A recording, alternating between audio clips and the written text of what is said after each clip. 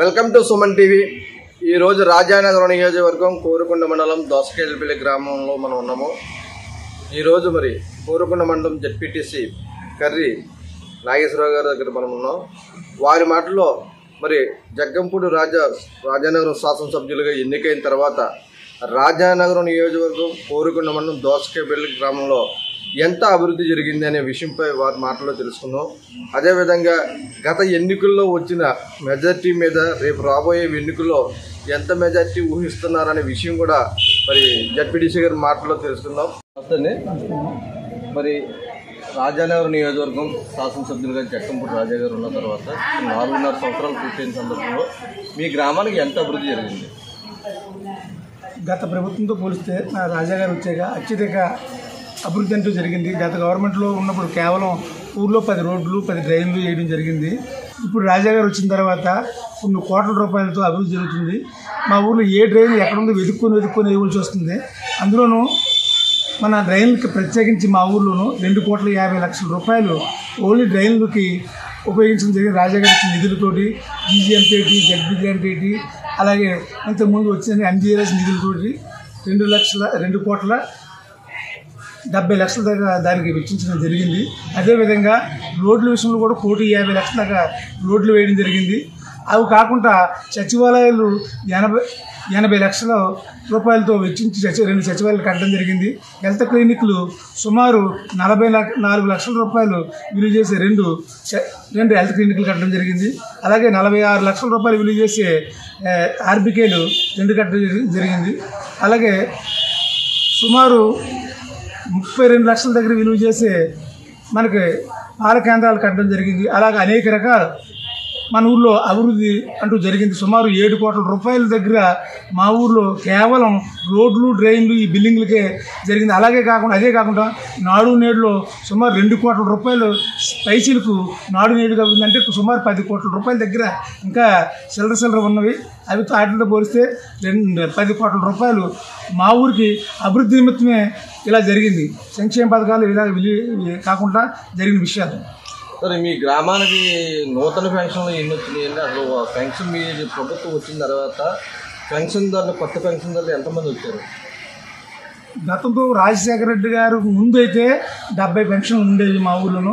అందులో ఎవరైనా చచ్చిపోతే అందులో ఒక పెన్షన్ జాయిన్ చేస్తే నానా కష్టాలు పడేవాళ్ళని. తర్వాత రాజశేఖర రెడ్డి గారు వచ్చిన తర్వాత 570 పెన్షన్లు ఇవ్వడం జరిగింది. అదే కాకుండా ఇప్పుడు మనకి మేము కూడా 100 పెన్షన్లు ఊర్లో ఇవ్వాల్సి వస్తే ఒకటి కూడా మీకు ఇవ్వడం జరగదు. మేము కేవలం 10 మా జన్మ కంపెనీ చేసిన 100కి 10 ఎన్నో వాళ్ళు కావాల్సిన డబ్బులు ఇచ్చిన వాళ్ళకి జరిగేది. కనుక అన్నీ అలా ఉండిపోయి 70-80 సంవత్సరాలు కూడా ఉన్నవాళ్ళు వెనక్కి ఉండి వాళ్ళు సామాజిక వర్గంలో కానీ వాళ్ళకి సంబంధించిన వాళ్ళు అయితే 65 సంవత్సరాలు వచ్చిన వాళ్ళకి పెన్షన్ జరిగేది. కానీ మిగిలిన వాళ్ళకి అది జరిగేది కాదు. అదే ఈ గవర్నమెంట్ మన రాజా గారు వచ్చిన తర్వాత, జగన్ గారు వచ్చిన తర్వాత ఇప్పుడు మనం అడగకుండానే అనేక రకాల పెన్షన్లు సుమారు ఆయన వచ్చిన తర్వాత 200 పెన్షన్ల పైన చిలుకు వచ్చిన వెంటనే 60 ఏళ్ళు నిండిన వెంటనే సచివాలయానికి రాకుండానే వాళ్ళ ఇంటికి వాలంటీర్ వెళ్ళి రాల్చుకొని వెంటనే ఇవ్వడం జరుగుతుంది. ఇచ్చినంటే తెల్లవారుజామునే గుడ్ మార్నింగ్ చెప్పి 5 గంటలకే ఆ పెన్షన్ ఇవ్వడం జరుగుతుంది. చాలా ప్రజల్లో ఆనందం అయితే ఎక్కువగా ఉంటుంది ఈ గవర్నమెంట్ వచ్చిన తర్వాత. మరి రాజానగరం నియోజకవర్గంలో దోసకేజపల్లి గ్రామంలోని జనసేన పార్టీ బలంగా ఉందని జనసేన నాయకులు అంటున్నారు. మరి మీరు దానిపై అదంతా ఉత్తి ఊహగానాలు తప్ప దోసకాయలపల్లిలో అయితే తెలుగుదేశాన్ని పక్కన పెడితే వాళ్ళు కేవలం 90 ఓట్లే పడతాయి.